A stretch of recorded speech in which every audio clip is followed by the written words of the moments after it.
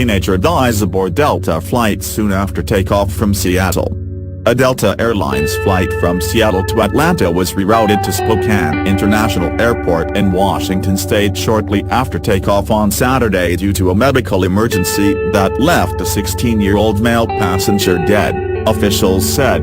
Spokane International officials stated that the teenager regretfully died shortly after Delta Flight 128 took off, bound for Atlanta. Pilots diverted to Spokane, the closest airport, upon learning of the emergency.